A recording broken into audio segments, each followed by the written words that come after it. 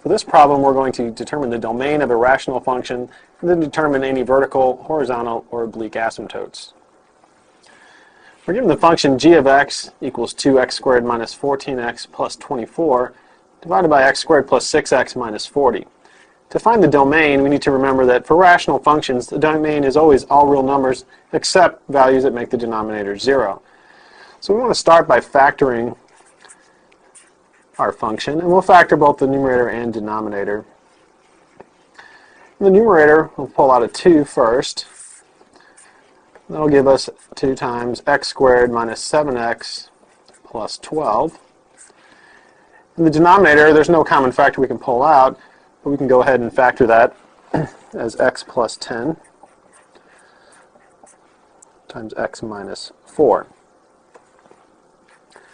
Continue factoring in the numerator. We get 2 times x minus 3 times x minus 4.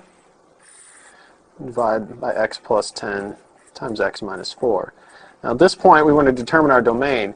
Even though we have a common factor of x minus 4, we need to leave that in there when we determine our domain. If we look at our denominator here and see that the values for x that make the denominator 0 will be negative 10 and positive 4. So our domain for this function will be the set of all real numbers for x such that x is not equal to negative 10 and x is not equal to 4.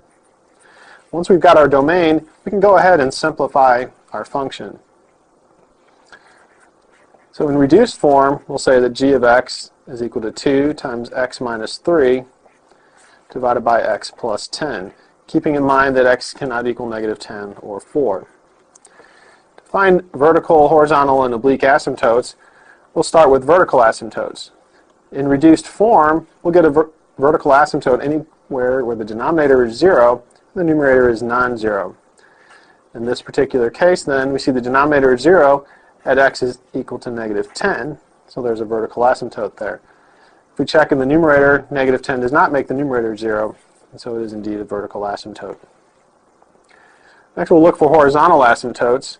To do that, we want to consider the degree of the numerator and denominator.